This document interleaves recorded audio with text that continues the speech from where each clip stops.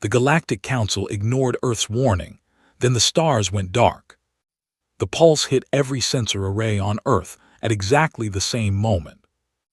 Not a signal, not a wave. A push, like something vast had pressed its hand flat against the fabric of space and shoved. Every gravitational detector on the planet spiked and went red. Every deep space telescope automatically swiveled toward the same point in the sky. The Keth Expanse, a region of the galaxy that every civilization in the known universe had quietly agreed for hundreds of years was simply nothing. Empty, boring, not worth the fuel. Ambassador Yale Doran was standing at the podium in the Grand Convocation Hall on Verath Prime when her earpiece buzzed. She did not flinch. She did not look down. She had been waiting 3 months for this moment, and she was not going to waste it by looking nervous. The hall was enormous.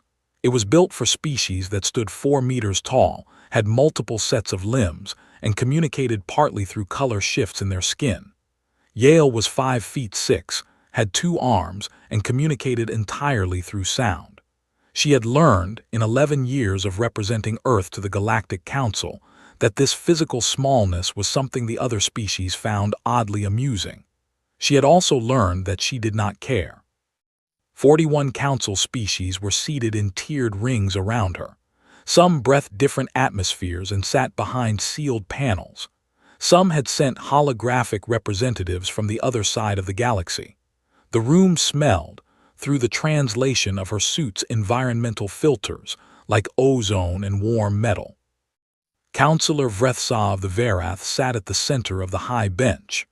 Vrethsa was old in the way that mountains were old, slowly, heavily, and with an air of having seen every possible thing and found most of it disappointing.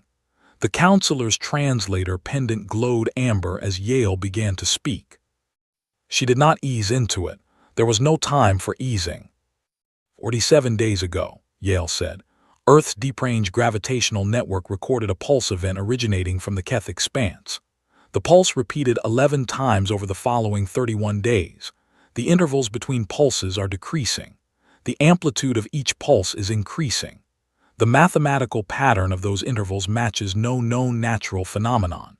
It matches, with a 94.6% correlation, a sequence that Earth's astrophysics teams are calling a consumption signal. She pressed a control on the podium. The holographic display above the center of the chamber lit up with Earth's data, graphs, waveforms, star charts, timing sequences.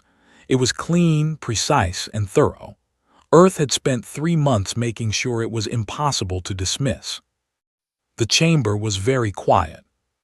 Then, from the upper tier came a sound. Yale's translator identified it as the Verath equivalent of polite laughter. It spread.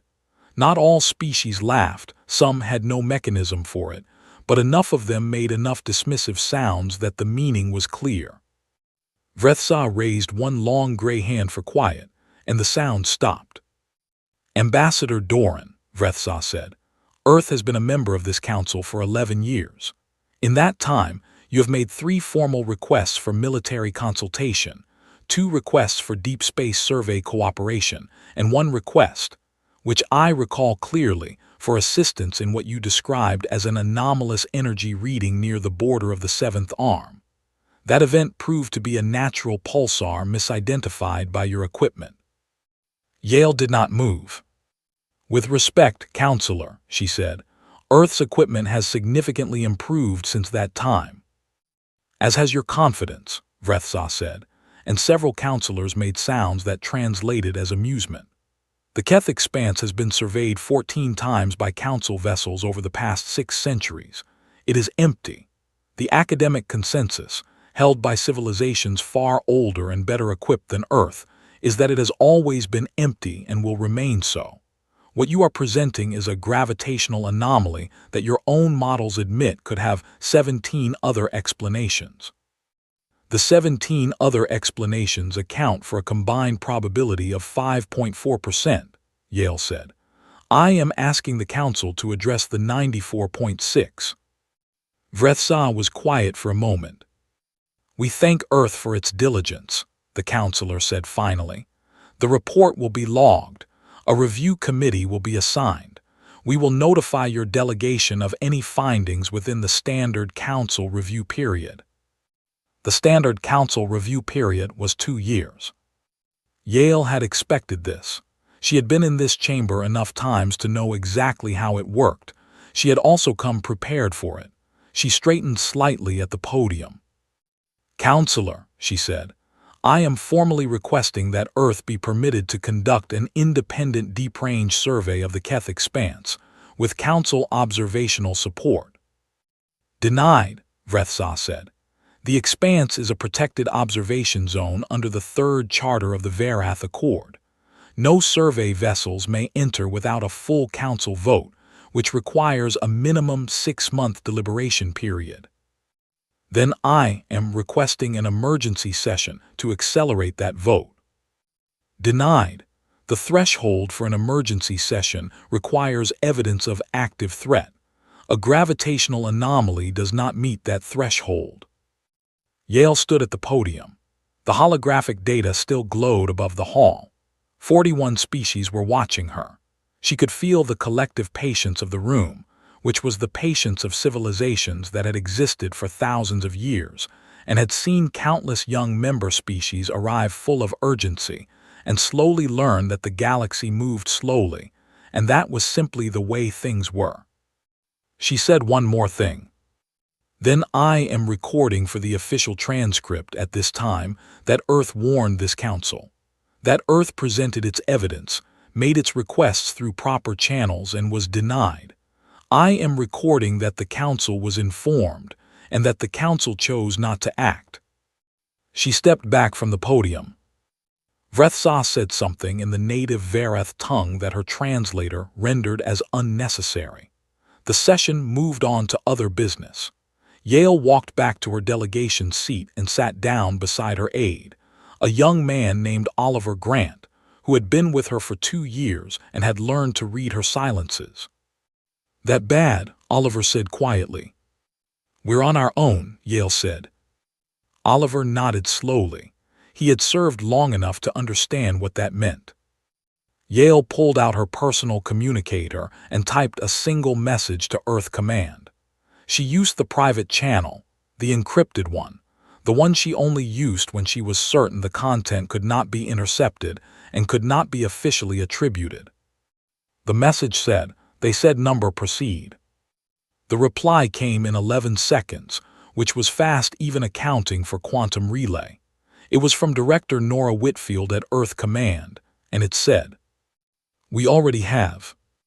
Yale looked up at the holographic display, which still glowed over the chamber with Earth's data, still turning slowly, still ignored. She thought about the Keth Expanse. She thought about those pulses, each one stronger than the last, each one closer to Council space by a measurable fraction. She thought about what Earth had found buried in the Council's own historical archives. 4 brief, fragmented references to something in the deep expanse, in records that were each over 2,000 years old, each from a different species, each redacted. She had spent 3 months trying to get those records unsealed. The Council had declined. She looked at Oliver. "Make sure our translation of the archive fragments is stored in 3 separate off-site backups, none of them on Varath Prime." Oliver typed a note. "Done. Anything else?" "Yes," Yale said. "Make sure the shuttle is ready. I think we're going to be leaving in a hurry." Oliver looked at her carefully. "You think they'll come this way?" "I think," Yale said, "that whatever is in the Keth Expanse has been there a very long time, and it has never encountered anything that tried to stop it.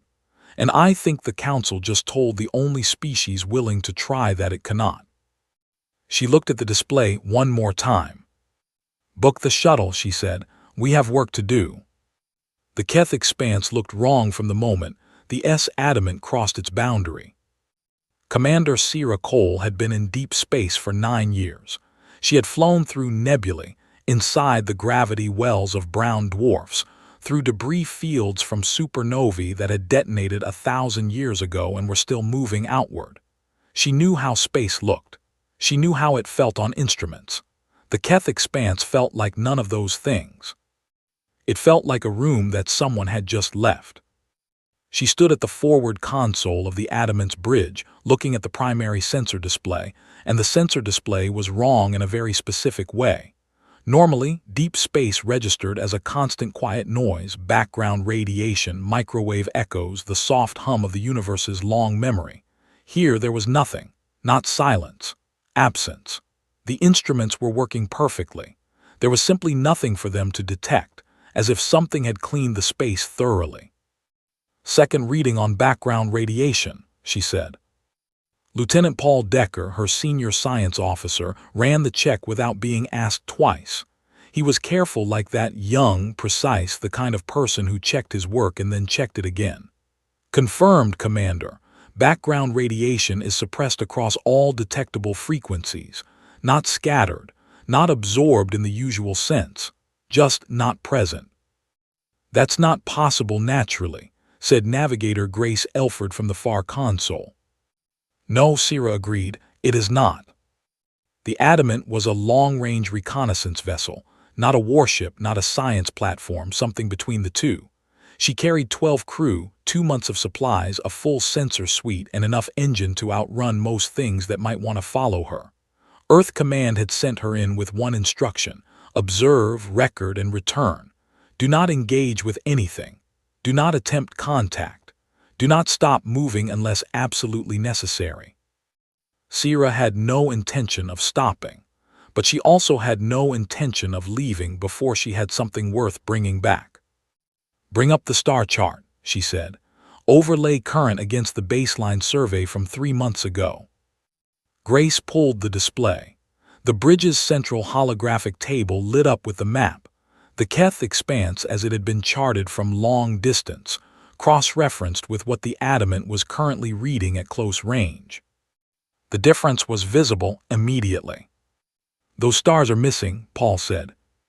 He was not speaking dramatically. He was simply identifying what the display showed. A cluster of 14 stars on the near edge of the expanse, small, unremarkable, the kind of stars that show up in charts as data points rather than destinations, were simply absent, not reduced in brightness, not shifted, not obscured by dust or gas clouds. Absent. The space where they had been was the same particular nothing that surrounded the Adamant right now. Sierra stared at the display. She had been briefed on Ambassador Yale Doran's data, the pulses, the consumption signal theory. She had read the reports 3 times on the transit out. She had thought she understood what she might be looking at. She understood now that she had not understood at all. "How long?" she said. Paul checked the timestamp data. Based on the last survey pass, the most recent disappearance happened within the last 30 days. The earliest, he paused, the earliest goes back about 11 months. 11 months, Grace said quietly. "The pulse event started 9 months ago," Sierra said. "That means this started before we detected the pulses. We only got the signal once it was already well along." She turned from the table. "Adjust course. I want to move along the edge of the missing zone, not into it. Full passive sensors only. No active pings." "What are we looking for?" Paul said. "Evidence," Sierra said, "of anything." They flew parallel to the edge of the absent zone for 6 hours. The instruments picked up very little, which was itself the data. The absence was consistent. It did not vary. It did not pulse or shift. It simply was. Sierra had scientific advisors at Earth Command who had theorized that what they were looking at might be the result of a single event, some kind of stellar collapse phenomenon that had spread outward and consumed nearby stars in a chain reaction. She had believed that theory on the way out here. She stopped believing it at hour 7. "Commander," Paul's voice changed. He had a way of speaking that stayed calm even when the content of what he was saying was not calm at all. It was a skill Sierra appreciated enormously. "I have debris on the long-range passive. Bearing 047, distance approximately 200,000 kilometers. Natural debris." A pause. "No." She crossed to his station. The sensor image was low resolution at this range, but the shapes were unmistakable. Not rocks, Not gas clouds, structures, or what had been structures. Pieces of something built, curved sections of hull or wall, each one enormous, one of them large enough to dwarf the adamant by a factor of 100. They were dark, cold, no energy signatures. They had been dead for a very long time. "Can you get a composition read?" Sierra asked. "Running it now." Paul's fingers moved. "It's artificial, manufactured alloy and—" He stopped. "Paul, the alloy composition doesn't match anything in our materials database. It doesn't match anything in the council database either. I cross-referenced both." He looked up. "Whoever built this, there is no record of them anywhere." Sierra straightened. The implications of that settled over the bridge like a drop in temperature. The Galactic Council's combined archives covered hundreds of known civilizations, living and extinct. If a civilization large enough to build structures this size was not in those archives, either the archives were deliberately incomplete, or this civilization had been gone so long that every trace of its record had been erased by time. Or something had erased it. "Photograph everything," Sierra said. "Full spectrum, every angle, maximum resolution. I want a complete physical record." "Already running," Paul said. "Grace," Sierra called across the bridge, "set a course that circles the debris field at a safe distance. I want to map its extent." Grace ran the calculations. "Commander, the debris field extends for approximately 2 million kilometers in the direction of the absent zone, and it's trailing, like something was moving through here and left pieces behind." "Moving from the absent zone toward council space," Sierra said. Grace checked the bearing. "Yes, exactly." Sierra thought about that for a moment. She thought about the pulses. She thought about the 14 missing stars. She thought about the fragments Yale had found in the Council's hidden archives, brief, old, redacted. She thought about the fact that whatever had made those pulses had started before anyone detected them, which meant it had been doing this long before anyone was watching. And she thought about what Grace had just said, trailing, like something moving. "Increase speed by 20%, she said, "and get me a direct channel to Ambassador Doran, encrypted private line." "Establishing," Paul said. The channel took 40 seconds to connect through the relay network. When it opened, Yale's voice came through clearly but with the slight thinness of a very long distance. "Sierra," Yale said, "tell me something useful." "It's real," Sierra said. 14 stars are gone, not dimmed, not exploded. Gone. We have debris from an unknown civilization, no council record, built on a scale that makes anything in the council fleet look small. The debris is trailing in the direction of council space. And the absent zone, the region where the stars were, is completely clean. No background radiation. Nothing. Like it was swept. There was a pause on Yale's end. "How long before it reaches the outer council systems?" Yale asked. "Based on the rate of disappearances and the distance to the nearest council star," Sierra said, "somewhere between 4 and 8 months." Another pause, longer this time. "The council still isn't listening," Yale said. "I know," Sierra said. "That's why I'm sending everything directly to Earth Command as well. Every scan, every image, every reading. Don't wait for the council. Whatever Earth is planning, it needs to start now." "It already has," Yale said, and then, "Be careful out there." "Always," Sierra said and meant it. She closed the channel.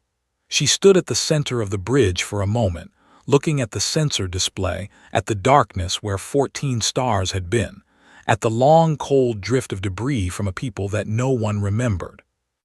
Then the long-range proximity alarm went off.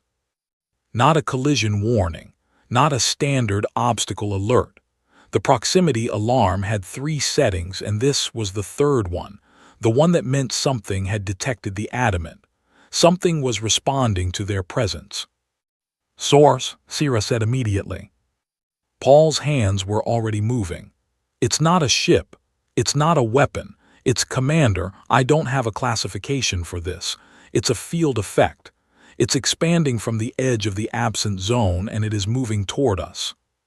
"Speed." Point 3 light. Jump preparation, Sierra said. Now everyone jump prep, Paul. Keep recording until the last possible second, then strap in. Grace was already calculating the jump, ready in 90 seconds. Sierra looked at the display. The expanding field was visible now as a kind of edge, not a visible light phenomenon but a sensor boundary, a place where the instrument stopped reading. It was moving steadily, calmly, with no acceleration or deceleration in the way that a tide moved. Not aggressive, not fast, simply inevitable. 60 seconds, Grace said. Paul, how much have we transmitted to Earth? 91% of total data. Keep the channel open until we jump. Transmit everything. The field was 50,000 kilometers away, then 40, then 30. 30 seconds, Grace said. Engineer Henry Caldwell's voice came through the internal comm from engineering, steady and focused. Jump drive at full charge, Commander. Ready on your word. Paul, Sierra said, step away from the console and strap in. Paul did not move, still transmitting, 97%. Paul. 5 more seconds. The field was 15,000 kilometers away. On the sensors, it looked like the edge of the universe. Beyond it, nothing.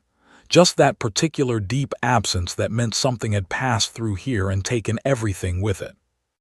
100% transmitted, Paul said, and pushed back from the console. He took 3 fast steps toward his jump harness. Jump, Sierra said. The adamant tore itself out of real space. The field passed through the coordinates where the ship had been. There was nothing there to find.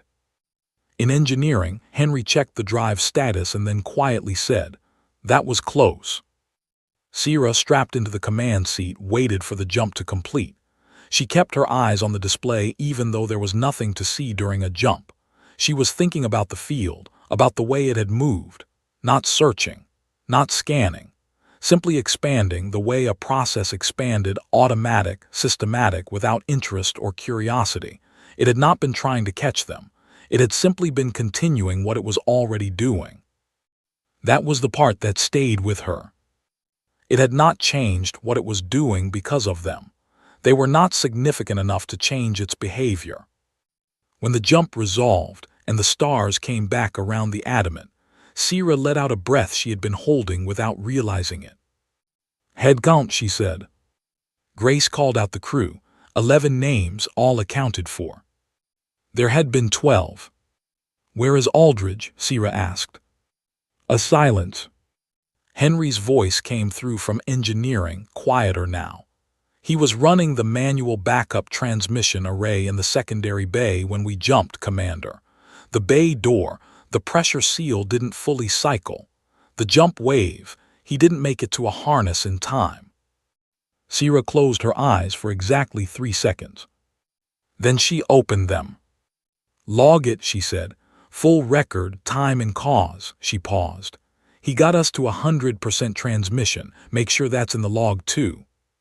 "Yes, Commander," Henry said. The bridge was quiet. The stars were outside the windows, still there, still turning. Sierra Cole looked at them and thought, "We need to move faster." Yale Doran got Sierra's full transmission 14 minutes after the adamant jumped clear. She was sitting in her private office on Verath Prime, a small room 3 floors below the Grand Convocation Hall, surrounded by data screens and cold cups of tea that she kept forgetting to drink. She had been awake for 22 hours. She had been awake for 22 hours on most days for the past 4 weeks, because sleep felt like a luxury that the situation had not earned yet. She watched the transmission from beginning to end without pausing it. She watched the star charts. She watched the sensor feeds from the debris field. She watched the recording of the expansion field moving toward the adamant, and she watched the jump. And she sat with the silence of a commander who does not flinch, and a diplomat who has learned that the most dangerous moment is the moment right after you realize you were correct. She had been correct. She had known for 3 months that she was correct. Being correct in this case was not a comfort. She picked up her communicator and called Oliver Grant. "Get me an emergency session request in front of Vrethsa within the hour," she said. "I already submitted one 20 minutes ago," Oliver said. "I assumed." "And?" "Declined. Insufficient threshold for emergency session. Standard review process applies." Yale set the communicator down. She stood up. She walked to the window of her office, which faced east across the Varath capital city, low buildings in pale stone, wide canals full of slow, dark water, the twin moons just beginning to show above the horizon. It was a beautiful city. She had spent 11 years here. She had learned its transit system, its dining customs, its seasonal light patterns. She had made, if not friends, then colleagues and careful acquaintances among the council staff. She looked at it now and thought, in 4 to 8 months, this city will be in the path of something that deleted 14 stars and left no record of the civilizations it consumed. And the council that runs this city just declined, for the 3rd time, to look at the evidence. She turned back to her desk. "Oliver," she said, "get me a public session, not emergency, standard open floor. I want speaking time within the next 12 hours. "I can get you 40 minutes at the afternoon session tomorrow," Oliver said. "Book it," Yale sat down again, "and get me a connection to Director Whitfield at Earth Command, Priority Channel." The connection opened in under a minute. Director Nora Whitfield appeared on screen, a compact, precise woman in her late 50s who had spent 30 years in Earth's space program and had the particular stillness of someone who had handled many crises and had developed a deep personal relationship with calm. "You've seen Sierra's data," Nora said. It was not a question. "Yes, talk to me about the fleet." 200 vessels are already positioned at the inner marker. Another 160 are en route. The construction armada is 4 weeks behind them. Nora paused. "Yale, we are moving everything we have." "I know," Yale said. "I need you to know that the council is still not coming, not officially, not in time." "We assumed that from the start," Nora said. "The plan doesn't require the council." "It requires time," Yale said. "We know, that's what the fleet is for." Nora's expression stayed steady. "Sierra's data on the consumption pattern is exactly what our theoretical team needed. They've been modeling for 6 weeks with incomplete information. Now they have the full picture. They say the sequential pattern is confirmed. It does not adapt. It does not alter course. It follows the path of highest stellar mass density and it does not deviate." "Which means it can be redirected," Yale said. "Which means it can be redirected," Nora agreed. "Once, and only if the lure is large enough and the timing is exact." "And if it's not?" Nora was quiet for a moment. "Then we learned something very important about what cannot stop it, and we pass that information on to whatever comes after us." Yale absorbed that, and the canopy, the resonance disruptors. "In production, manufacturing is running 24 hours. We'll have sufficient units deployed in the expanse within 10 weeks, assuming we can get them there without being detected." Nora looked at her directly. "The question is whether we have 10 weeks. Sierra said 4 to 8 months. 4 to 8 months until it reaches the outer council systems. The expanse is closer. We need to engage it in the expanse, not in populated space." Nora checked something off-screen. "We have a window. It's not comfortable, but it exists." "Use it," Yale said. "Already using it," Nora said. "What do you need from the council end?" Yale thought for a moment. "I need them to stay out of the way. If they send ships into the expanse on a survey mission now, they'll disrupt the deployment timeline. I need the access zone kept clear." "Can you manage that?" "I can try," Yale said. "The session tomorrow, I'm going to show them what Sierra found, not to get their help, to make sure they don't panic in the wrong direction." "And if they panic in the wrong direction anyway?" Yale looked at the window. The twin moons were higher now, their light soft and silver on the canal water. "Then we work around them," she said. "We've been doing that for 11 years. We know how." She ended the call. She sat in the quiet of her office and pulled up the session notes for tomorrow's presentation. She had 40 minutes.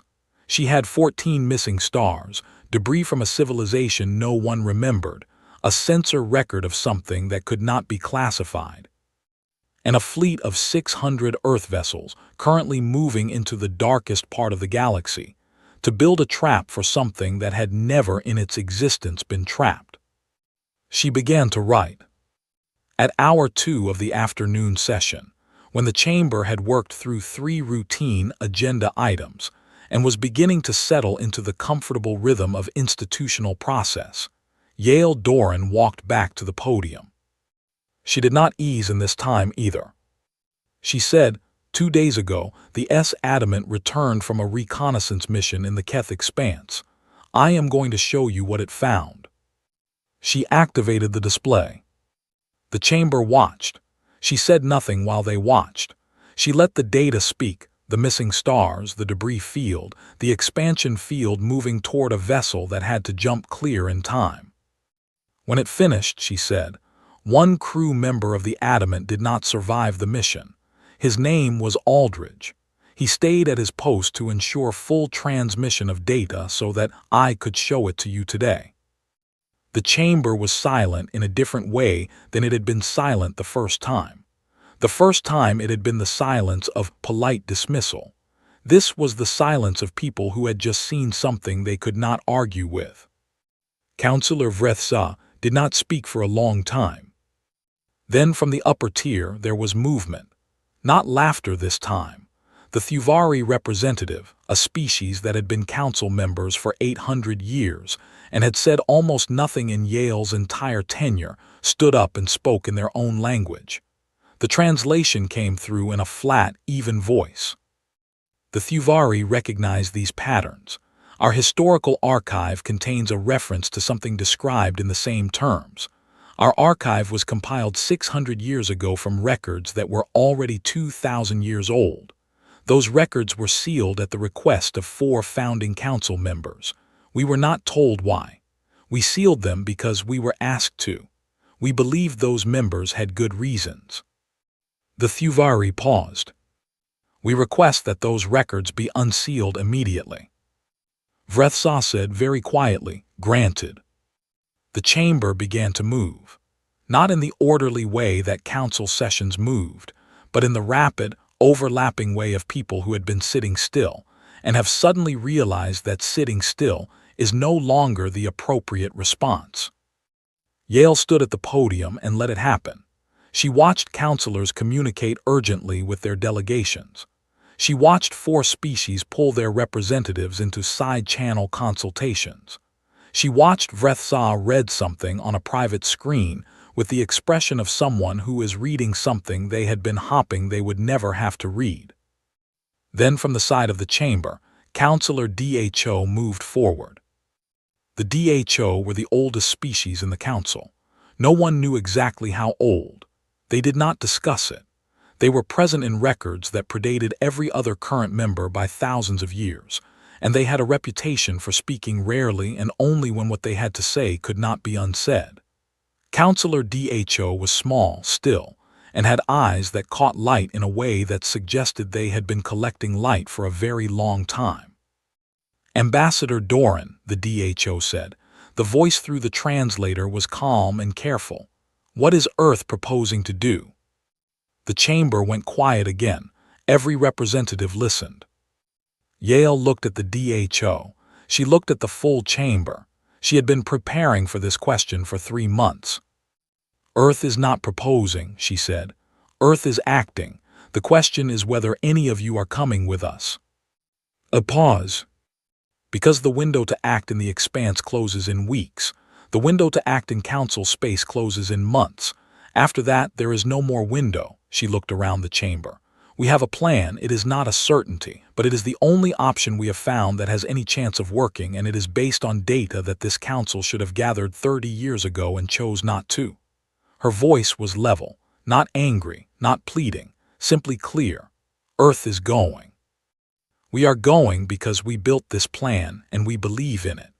We are also going because someone has to go first, and we have found that we are generally willing to be the ones who go first when no one else will. She stepped back from the podium. "The session is yours," she said to Vrethsa, "but I am leaving for Earth Command in 2 hours. If any delegation wishes to participate in the joint defense operation, Oliver Grant has the contact details. He will be at the side door until I depart." She walked off the floor. Behind her, the chamber erupted. She did not look back. Oliver was waiting by the door with his datapad and a fresh cup of tea, which she took and finally actually drank. "How many?" she said. "The DHO committed in the first 30 seconds after you walked off," Oliver said. "I have 2 others already." "That's enough," Yale said. "Let's go." The shuttle was ready. As she boarded, her communicator buzzed, a message from Nora Whitfield. It said, "Fleet is in position. Canopy deployment begins in 6 hours. We're ready when you get here." Yale typed back, "On my way." She buckled in. The shuttle lifted clear of Vareth Prime and turned toward the dark. The Keth expanse was different when you came to it with intent. Sierra Cole felt it the moment the adamant crossed the boundary again. The same wrong silence, the same absence of background noise. But this time she did not feel like a visitor in an empty room. This time she was here with 600 ships at her back, and a plan that 18 Earth engineers had spent 6 weeks building out of physics, mathematics, and a very specific kind of stubbornness that Earth Command had always been quietly proud of. She stood at the forward console. The bridge crew moved around her with the quiet efficiency of people who had done their preparation and were now in the execution phase. No wasted motion, no unnecessary words. "Fleet status," she said. Navigator Grace Elford had a new station configuration, larger display, 3 additional sensor feeds running simultaneously. All 600 vessels confirmed in formation. Construction Armada is holding at the outer marker as ordered. Drive signatures suppressed across the fleet. We are as quiet as we can be. "Is it quiet enough?" Paul Decker said. "We're about to find out," Sierra said.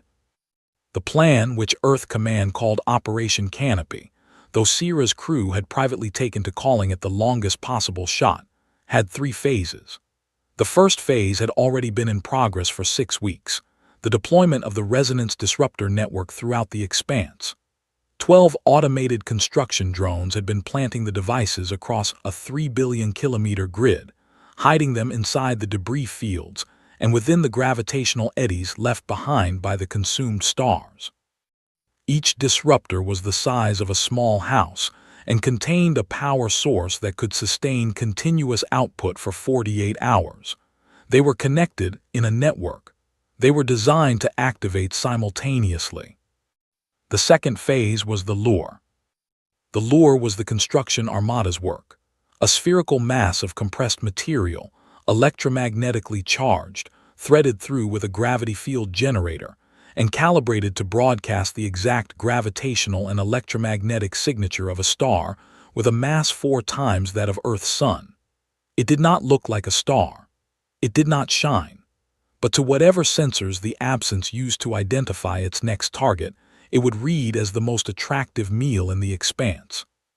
Sierra was going to drive it into position. And then, when the absence turned from its course toward the lure, and when enough of its leading field was within the Canopy network's coverage zone, Earth was going to trigger the disruptors and see what happened. The theoretical team's best estimate was a 40 to 60% chance of significant disruption. Significant meant structural damage to the field. Damage meant the consumption process would be interrupted. Interruption meant the absent zone's expansion would stop, at minimum temporarily, possibly permanently. Possibly, minimum, temporarily. Sierra had built her career on worse odds. "Lure is in position," Grace said. "Construction Armada has confirmed deployment and is pulling back to safe distance." "Good." Sierra looked at the long-range display. The absent zone was ahead of them, its edge visible on sensors as that particular clean boundary. Behind the boundary, nothing. In front of it, space and a 14-star-shaped absence, and whatever process was continuing to move through the darkness. Paul, Sierra said, "Where is it now?" Paul had the deep sensor array running on maximum passive sensitivity. He had not stopped working since they jumped back in. Cross-referencing the Adamant's data from the first mission with the real-time readings, current position suggests it has consumed 2 additional stars since our last visit. It is moving along the predicted vector. He paused. And it is close. Commander, it is significantly closer to the inner expanse boundary than our models predicted. It's moving faster. Sierra felt the information land and made herself stay still. How much faster? Our window is shorter. If it maintains this rate, the 4 to 8 month estimate is wrong. It will reach the outer council systems in approximately 10 weeks. 10 weeks, not 4 months, 10 weeks. She turned to communications. Get me a channel to Ambassador Doran on the command vessel, now. Yale's voice came through in 7 seconds.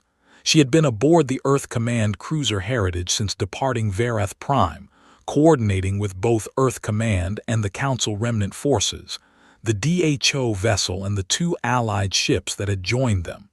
It was not a large Allied force. It was enough. "I'm here," Yale said. "The timeline has moved," Sierra said. 10 weeks total. The canopy needs to trigger before it reaches the boundary. A brief silence. Then, how much time do we have to work with? If we trigger the canopy at the right position, maybe 3 weeks. Sierra looked at Paul. Paul nodded.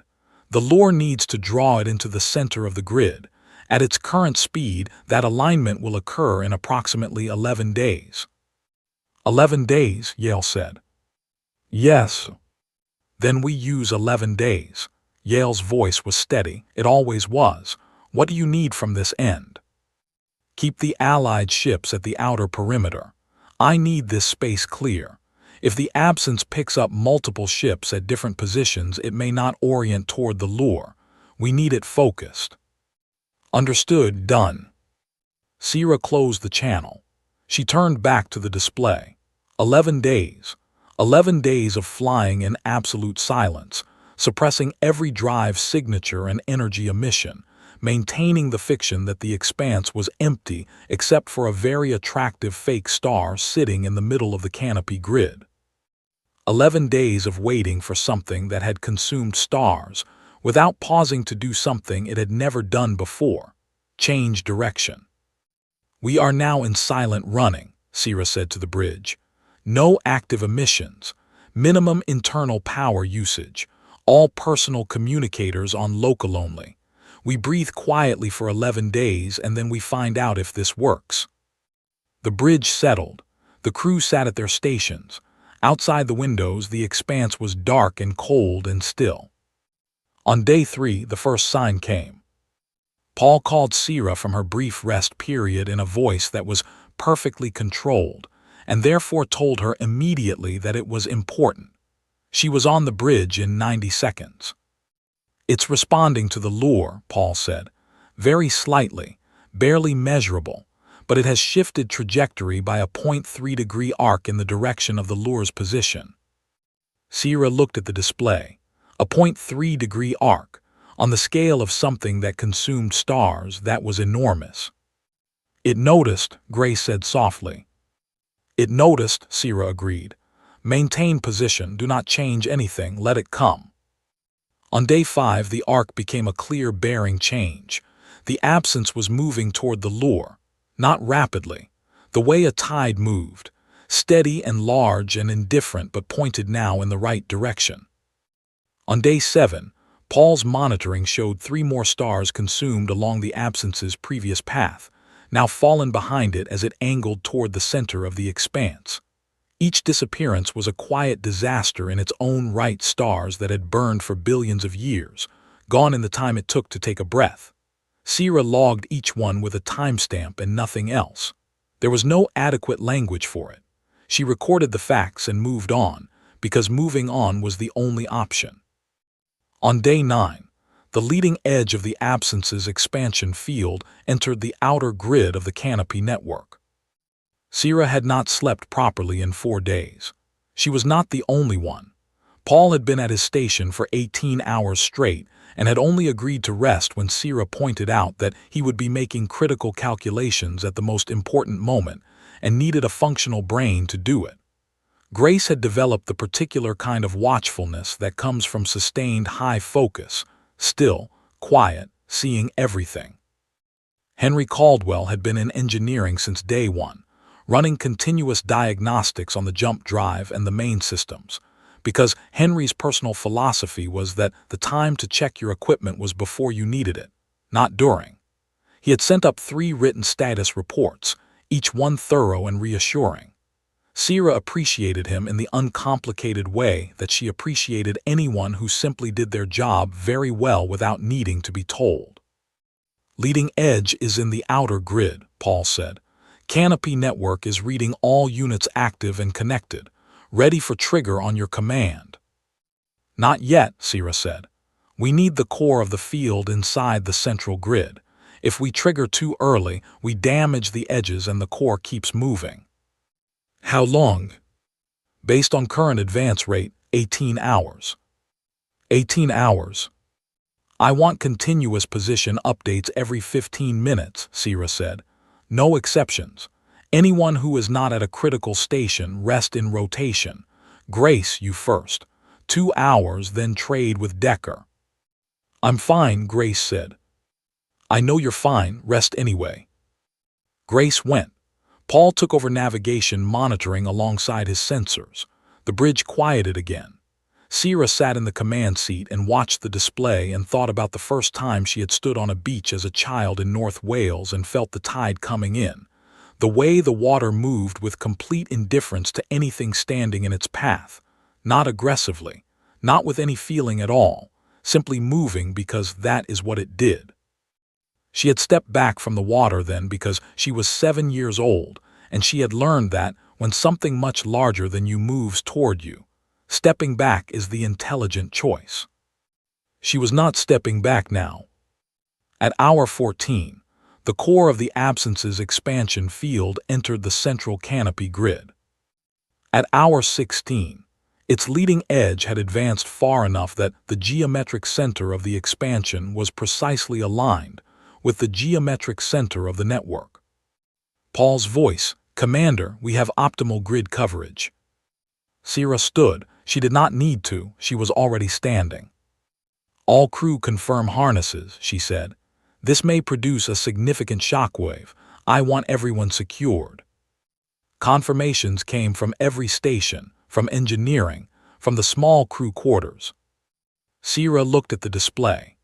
The absence was there, visible on sensors as that impossible clean edge, the boundary of nothing, moving steadily toward them and toward the lure, and toward the center of the web they had been building for 6 weeks. Paul, she said, on my mark, trigger the full canopy network, simultaneous activation across all units. Ready, Paul said. Mark. Paul's hand moved. The expanse lit up. Not with visible light. The disruptors did not produce light. They produced a resonance field, a structured pattern of gravitational and electromagnetic pulses designed specifically to interfere with the frequencies that the theoretical team had identified in the absence's consumption wave. On the sensor display, the canopy grid appeared as a bloom of signal, hundreds of points of light representing hundreds of devices, all firing at once. The expansion field of the absence hit the resonance grid and fractured. It did not stop. It did not disappear, but it fractured, which was a word Sierra had learned from the theoretical team and which she now understood viscerally as she watched it happen. The clean boundary of the absence, that knife-edge line between something and nothing, became ragged. It broke into sections. Some sections continued forward. Some sections stopped. Some sections moved backward. On the passive sensors, something happened that had never appeared in any Earth reading before, a signal. Brief, sharp, intense. Not communication, not intelligence. More like the sound a structure made when a load it had never been designed to handle was applied to it. The field is destabilizing, Paul said, and his voice was steady but his eyes were very wide. Core coherence is dropping. The consumption process it's interrupting. The rate of advance has fallen to zero in the central sector. The outer sectors, Sira said, still advancing, but slower, and the sections are no longer connected to each other. It's not one unified field anymore, it's fragments. Fragments that can still consume stars, Sira said. Yes, but fragments that are not coordinating, if the theoretical team is right. Without coherent field coordination, each fragment will eventually stall and collapse. They can't sustain the process without the unified structure. How long? Unknown. Best estimate is weeks to months for natural field collapse. But the core, the central mass, is significantly damaged. It is not advancing. It has not advanced in the last 4 minutes. 4 minutes, the silence held.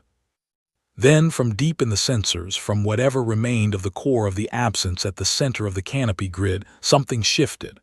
The fragments that had been moving independently began to contract, not toward council space, inward, back toward the dark, back toward the Keth expanse, toward whatever lay at the bottom of all that impossible nothing. The absence was retreating. It was not a dramatic retreat. It was not a rout. It moved the way it always moved, without hurry, without feeling like a tide going out. But it was going out. The boundary of the absent zone was moving backward. Sira Cole stood at the command console of the S-Adamant and watched the thing that had consumed stars without noticing them pull back from the edge of the space where people lived. She did not cheer. None of the crew cheered. The bridge was very quiet for a long time. Then Henry's voice came up from engineering. "Commander, just wanted to confirm from the drive room. Jump drive is at full charge and all systems are nominal." A pause. "We're good down here." It was not what he was actually saying. What he was actually saying was, "We did it. We're still here. We're good." Sira put her hand on the edge of the console. "S-Adamant," she said, "day 214. The canopy operation has produced confirmed fragmentation of the target expansion field. Field advance has halted. Partial retreat is underway. Full structural collapse of the target is not confirmed. This is not a final resolution." She paused. "But we made it stop. Log entry ends." She looked at Paul. Paul looked back at her. He looked like he had not slept in 4 days, which was accurate, and like he might need to sit down very soon, which was also probably accurate. "Get me a channel to Ambassador Doran," Sira said. The channel opened. "It worked," Sira said. "Partially. The field is fractured. The core is retreating. The fragments are unstable and the theoretical team needs to model their collapse timeline, but the advance has stopped." On the other end, Yale Doran was quiet for a moment. "You made it bleed," Yale said. "Yes," Sira said. "I think we did." 1 year later. Yale Doran walked back into the grand convocation hall on Vareth Prime, and the chamber was different. Not physically.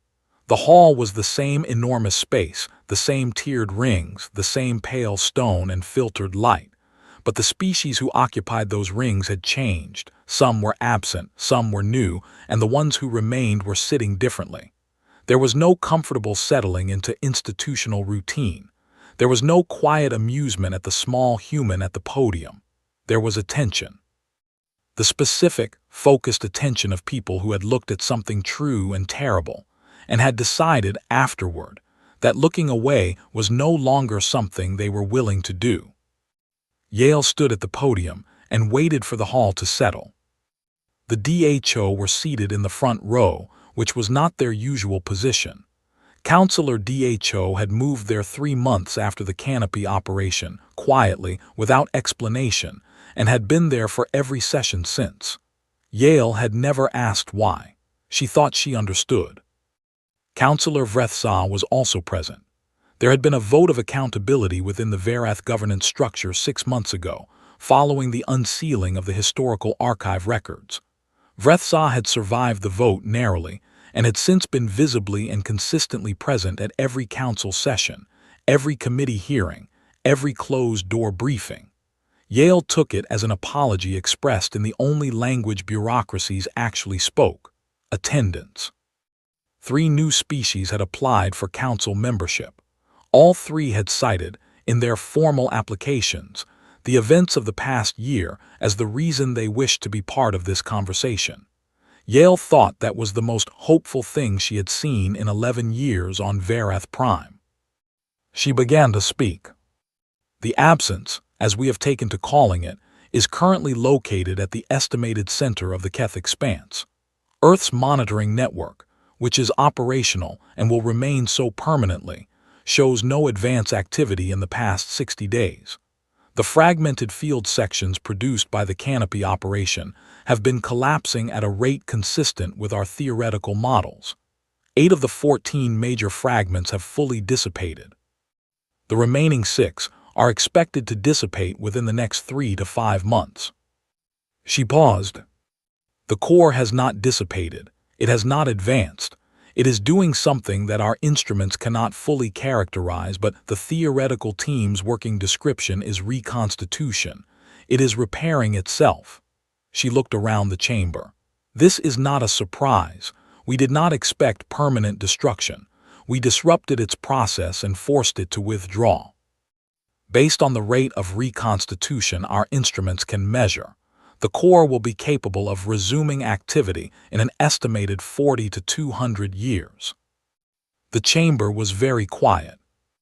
40 years, said one of the new applicant species observers, in a translated voice that carried the particular tone of someone who has just heard a number and is not sure if they heard correctly. 40 is the lower estimate, Yale said. 200 is the upper. The uncertainty reflects the limits of what our instruments can resolve at that range. We are improving those instruments. Earth is currently designing and funding a permanent monitoring installation at the edge of the expanse. Construction begins in 8 months. She looked at the chamber. I want to talk about the stars that are gone. The hall settled further if that was possible. The stars that are gone was not a phrase that had a political solution. It was simply a fact. 14 stars consumed before Earth's canopy network had been in place, before anyone had known what the absence was or that it could be interfered with. 14 stellar systems, their planets, whatever they had carried, simply gone. Not destroyed in an explosion that left debris and light. Erased. Present one day, absent the next, no trace remaining. We cannot bring them back, Yale said. I am not going to suggest that we can or imply that any amount of future preparation changes what has already been lost. It is lost. The 14 stars are gone. The civilization whose debris we found in the expanse, the people who built those structures, they are gone in a way that is older and deeper than anything we have language for. Their name is not recorded anywhere. Their history is not in any archive. She paused. It is in ours now, she said. Earth has named the debris field the Aldrich Field after a crew member of the S. Adamant who gave his life to transmit the data that confirmed the absence was real. We cannot give the builders of those structures their name back, but we can remember that they existed. We can make sure that the record says, there were people here. They built something extraordinary. They were taken before anyone came to help, and we are sorry. The chamber was still. I am also going to talk about the archive, Yale said. There was a subtle shift in the room, not quite discomfort, something more honest than discomfort, recognition. The unsealed records confirm what the Thuvari representative began to outline at our last emergency session. The absence has been encountered before. 4 times in recorded history, across records spanning the last 4,000 years, different species encountered either the absence itself or clear evidence of its activity. In each case, the records were sealed, in 3 of those cases at the request of founding or senior council members. The stated reasoning, where reasoning was given at all, was stability. The concern that widespread knowledge of the absence would cause panic, destabilize member species, and potentially fracture the council.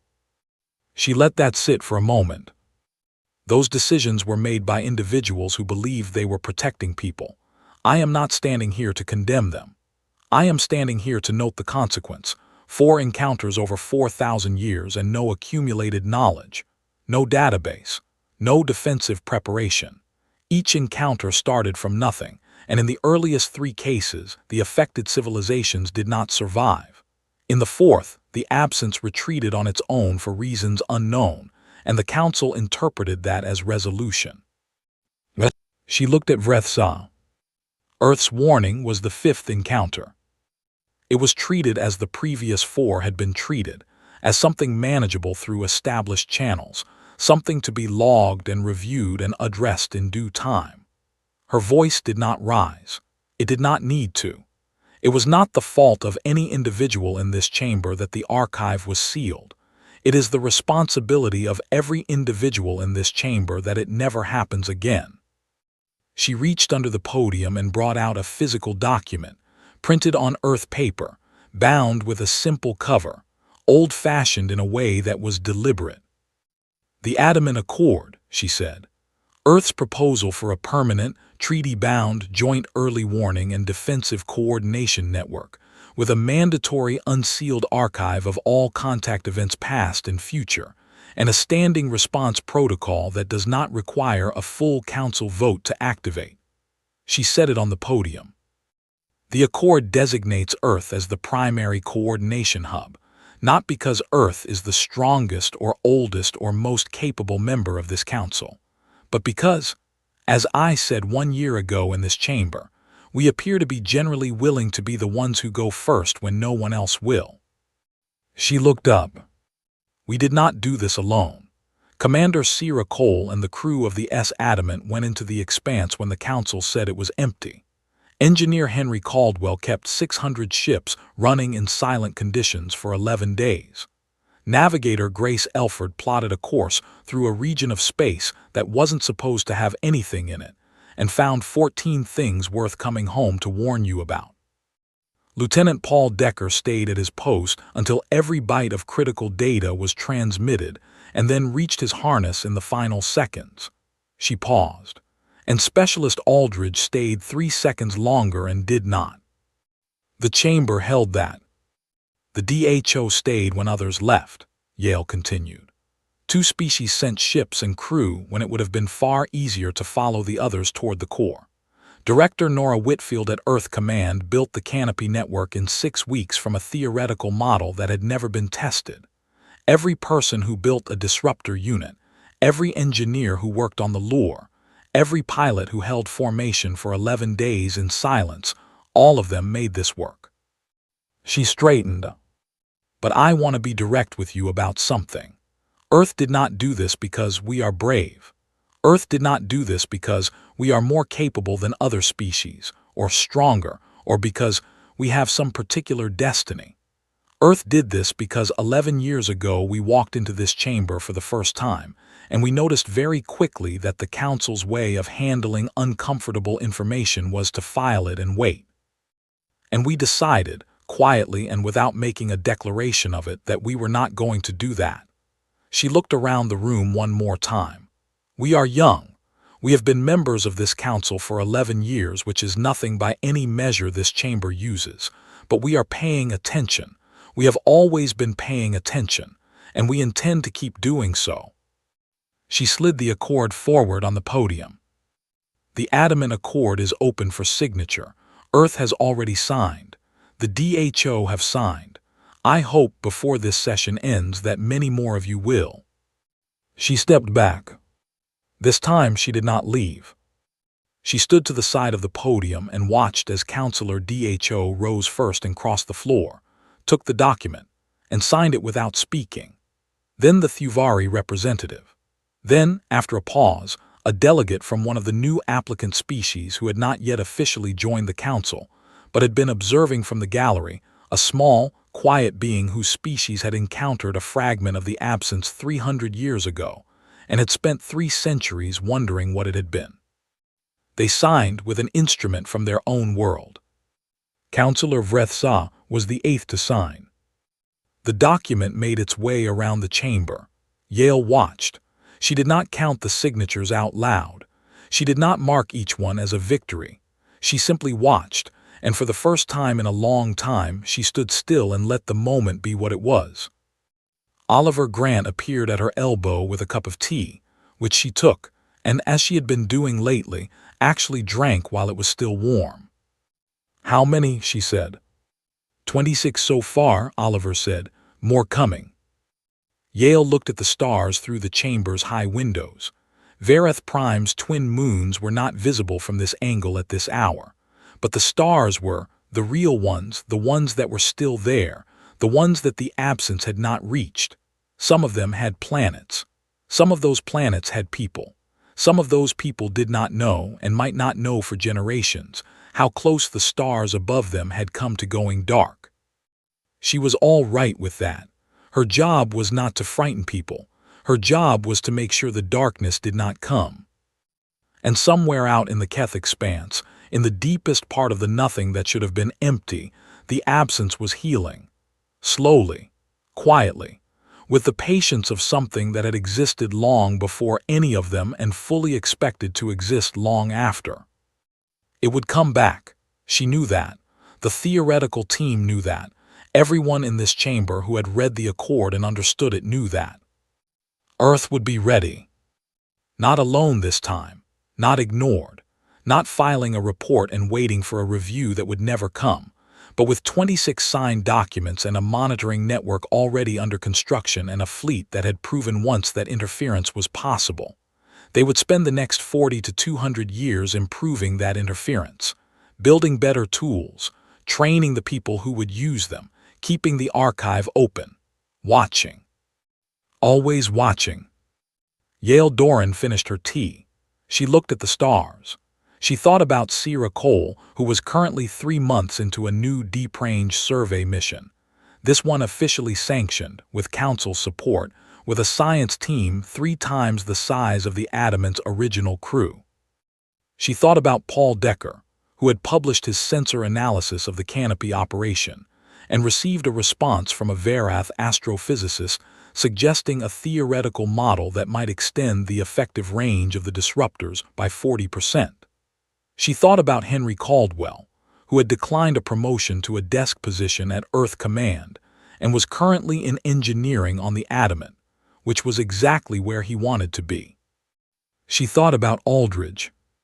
She thought about the people who had built those structures in the expanse, the great curved pieces of engineered material, cold and dark and enormous, drifting through the dark for longer than humanity had been anything more than a thought in the process of evolution. She thought about whatever they had tried. She thought about the fact that they had tried. She hoped wherever they were, they knew that someone had come after, that someone had stood in the place where they had been and had looked at what happened to them and had said, "No. We are not going to let this continue." She hoped they knew. The session continued. More signatures, more discussion. The hard work of building something that would last, not just a treaty, but a culture, a habit, a shared reflex toward looking at the uncomfortable thing directly and dealing with it. It was slow work. It was the kind of work that did not have a single dramatic moment, just one careful step after another, each one building on the last. Earth was good at that kind of work. Yale stood by the chamber wall and watched it happen and thought, the stars are still there. For now, and because of what this chamber is building today, for a while longer. That was enough. That was everything.